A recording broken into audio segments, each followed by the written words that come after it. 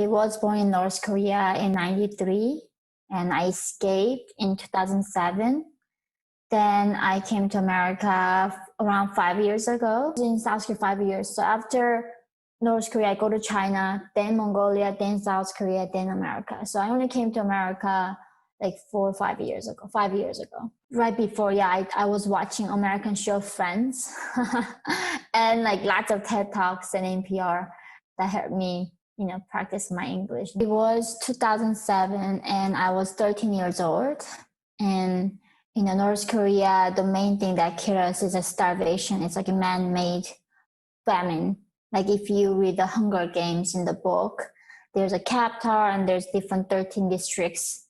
And the capital on purposely keeping other people hungry. So imagine like if the population were fed, they are going to start thinking about like the meaning of life. But when we are all hungry, all we can think about survival every second. We don't have time to think about freedom or whatever it is. There are a lot of words that we don't have, like the words love. Romantic love doesn't exist. And like if you read 1984 by George Orwell, it talks about the newspeak. The Northern regime made this like new almost language for the people. So there's no word for friend, for instance. You and I can never be friends. We only can allow to call each other comrade. We do have electricity very, very occasionally, like a few times a year. And even though like when you get this like little bit of electricity, we can, it's not like comes like 20 volt or like 110 volt, very low. So people have to have a transformer to make the electricity look like feasible. What the Northern regime did that they copied the Bible, saying that, Jesus died, but his spirit is with us forever, right? And like that, like kings of course die physically, but their spirit lives with us forever. They even know what we think, how many hair we have, on our head. And when they indoctrinate us with that religion, and also if they don't have internet, they only have one channel on TV, they have only one newspaper, then like people do not get any outside information. Then that when I was like 7 or 6, like for, I think in total I attended like 1 or 2, 3 semesters. So I learned how to write in Korean, in North Korean. And I did like learn the basic like math. So when I was like, when you go to school like 7, 8, right? Like those basic things I learned. And then like after a few semesters, my father was arrested. We were too poor to go to North Korean school. Even though it's technically free education, free healthcare, free of everything, right? It's a socialist paradise. But even though sadly free education is not free, so we couldn't afford. So I couldn't go to school when I was like around 8. What you learn in school is not like even actual real education. Like they teach you math, but the way how they teach you is like there are 4 American bastards. You killed 2 of them. Teach you some grammar, like you said, I killed Americans. I am killing Americans. I will kill Americans. That's like the grammar. That's how they teach you. So every single thing they teach you is to try to like brainwash you. Our opinion doesn't matter. Like in North Korea, we are not even allowed to call ourselves I. Like even though I said I like this pen, I said we say love this pen.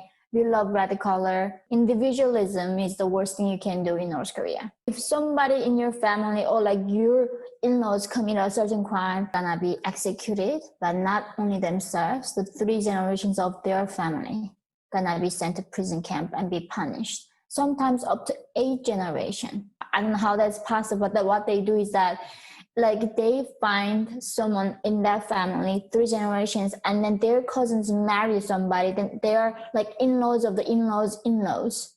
So a lot of times when this persecution happens, they don't even know that they were related to that person. When Kim Jong-un, the latest Kim, came to power, he like executed his uncle, and then because of that one guy, more than 30,000 people died or sent to prison camp. This is called like guilty by association.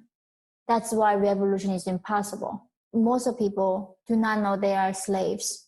They do not know they live under the dictatorship. So when you don't know you're a slave, how do you fight to be free? We were lucky enough to live on the border town of North Korea.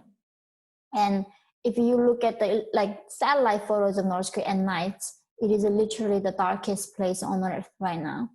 So at nights, I was able to see electricity coming from China.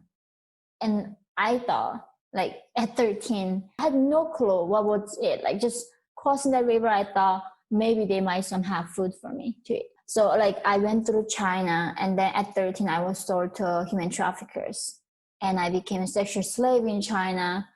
And my mom was sold for $65, and I was for like $200, over $200 in this 21st century. Like this slavery is happening right now, like at this very point we are talking. So 2 years of being in China as a slave, we walked across the Gobi Desert to Mongolia from China. That's when we became free. We went to South Korea. Like North Korea's entire border is seared with landmines and electrified wire fences. The entire country is a prison. Whatever happens, things cannot be worse than what it is now. Like it's impossible. Like I was doing this surgery at 13 in North Korea. I had this stomach ache. They took me to hospital, and they cut me off my belly. They don't have, of course, x-rays, and without any anesthesia. And then the nurses use 1 needle to inject on everybody.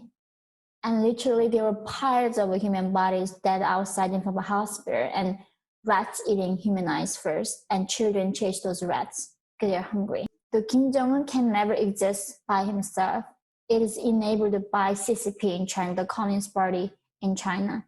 They've been funding this dictatorship.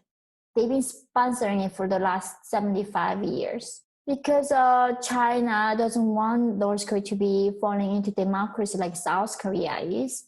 And North Korea is their buffer zone from the democracy, this movement coming from South Korea and Japan and America.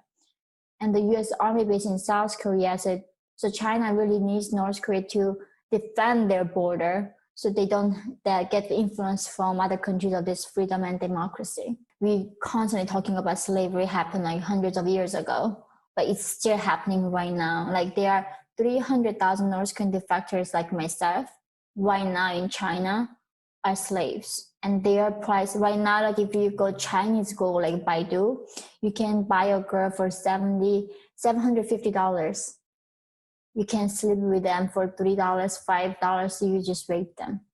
And these things are like right now up in Chinese websites, like on online platforms. So people really need to talk about also what is happening right now in our world, not only something happened in the past. Because most of people don't even know the mainstream media hasn't been covering North Korean issue because it involves China. And Hollywood, of course, do not want to make any movies that upset China. So even though the movies made for North Korea, they all drop it eventually because they don't want to like release it to upset CCP. I'm very hated by Marxists, Maoists, Leninists, socialist, communists, right? Because North Korea is the last country in this earth right now holds this ideology called socialism. They themselves describe themselves as a socialist paradise. North Korea's name is not North Korea, it's DPRK, Democratic People's Republic of Korea. So it's socialist, they vote. People vote, but they got only one guy to vote for. North Korea holds elections every 5 years. It's not a dictatorship technically because they have elections, but when you go vote, there's only one person. It's a socialist paradise. Like that's why they have to say, I'm elected by the people. So therefore, like this is the last country holds this ideology. And what happens is that the people anti-America, anti-freedom, capitalism, hates like America, and they know that North Korea is enemy of them. So they hate me for me supporting free market, capitalism, democracy, free speech. North Korea has a lot of hackers and these armies of hackers to try to character assassinate people who like criticize the regime. I didn't even know what love was. I didn't even know what liberty was. So that is very scary right now. Like we are keep eliminating things that we cannot talk about, we cannot discuss. And if we all stay silent out of fear, like who the heck is gonna be when it comes to our grandchildren? They are never even gonna know the word like now existed. This is how the authoritarian regime starts, like how the governments becomes like this and try to silence anybody else who disagrees, right? Like in capitalism, you can be socialist, you can be communist, we can coexist with them.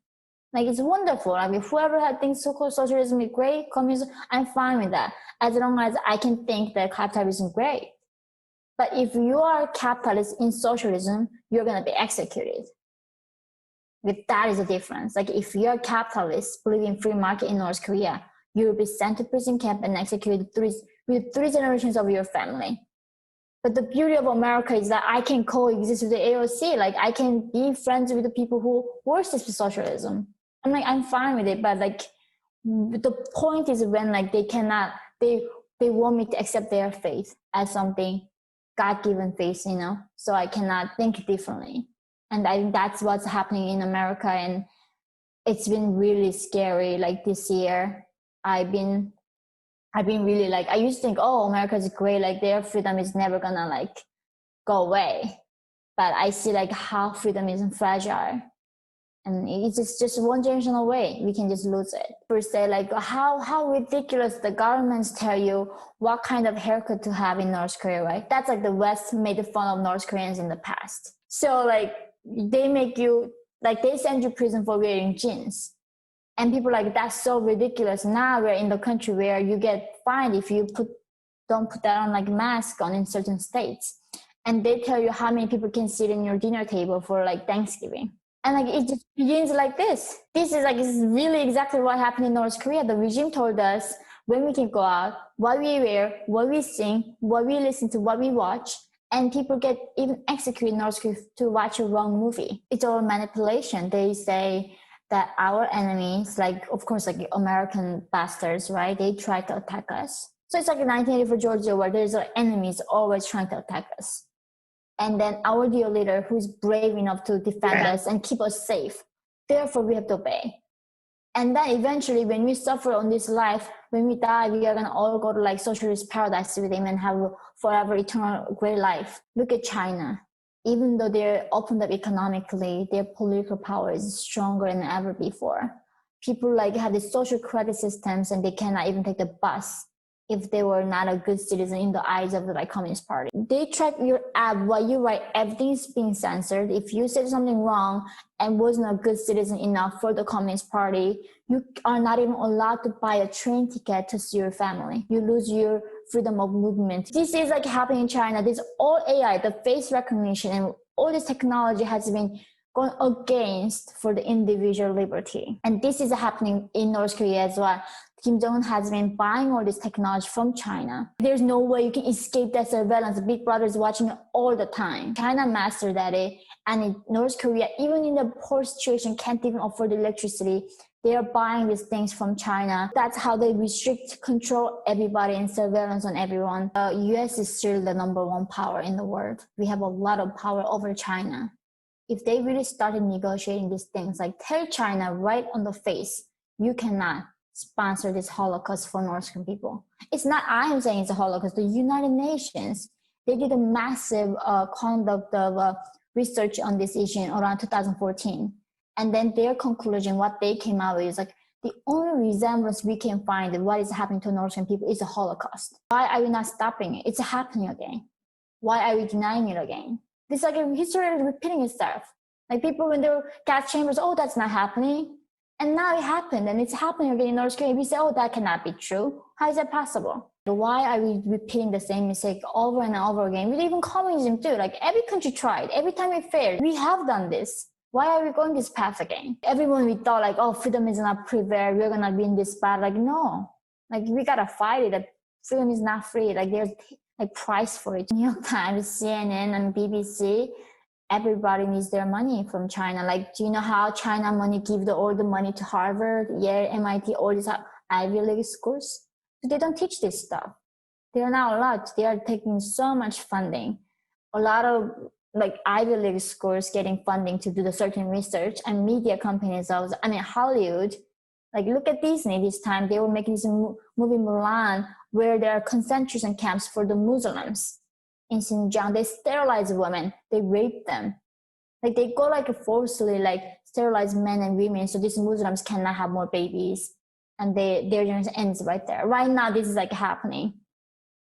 And like this is like not the, of course, main story on New York Times. We are not gonna know. I mean, can you but imagine that like if somebody told you last year that someday government is gonna have this much power, make you sure that you cover your face every single time when you're outside, and you cannot travel, you cannot eat in, like Would you have believed it? Nobody like going on the street and fighting for our like rights right now, right? We just all accept it because the government says it. So for your own safety, your children's future, like the regime is sacrificing so much for you. So I sincerely believed when I was in North Korea that dear leader was starving for me. I cried, my heart broke because I thought he was starving and suffering for our people. And I was like so touched and so grateful, like eternally grateful for him. His power is growing and ever, and we are getting weakening in this country. People do not value freedom anymore. They don't care about freedom of speech anymore. And the dictator's power is only gaining more and more in China and North Korea. I think being rational and logical is what's missing. People just being so emotional. People like just really stop like talking about their feelings and thinking about actual real logic and common sense. This has to be our priority, that they act for human rights. They should defend human rights. But the people don't demand that. They demand a lot of other things. Creating safe spaces for people. Like that's what they're demanding. So easy to fight for another human. Easier than fighting for like so many things they are fighting right now. I have nothing to hold against BLM. It's okay. You fight for racism. That's great. And why then like are you not fighting for other slavery? You know, it's happening right now. Like that. Like people, if the people care, I think there's always a way to fight for it. But the thing is people just don't care. What happened to all these people who talks about like Muslim like is a great religion, we cannot challenge them, and suddenly millions of them in the concentration camp, and like nobody's talking about it. When Americans like politicians talk about something bad or maybe debating of the idea of Muslim or religion, what it does to people, but now when there are millions in the concentration camp by Chinese regime, and like what happened to those any of those critics? I just don't get it. Like what a hypocrite. Millions actually in the concentration camp in China right now being sterilized, being tortured, being raped, being killed, organ harvesting. They take the organs out of these people in China. Like this is happening right now, and just like everybody kept silent. Resemblance I see right now is that like when the Nazis took Jews in the beginning, right? They didn't really stand up for them because I mean a lot of them didn't. That's why it went that far. And like right now, there are people being canceled, losing their jobs, and for saying things that is not politically correct.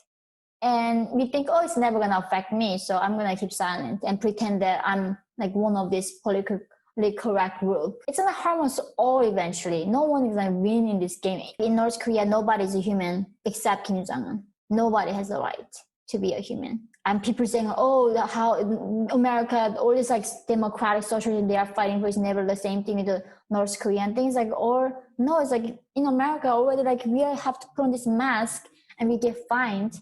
And in South Korea, if you don't do, you can even go to prison for it right now.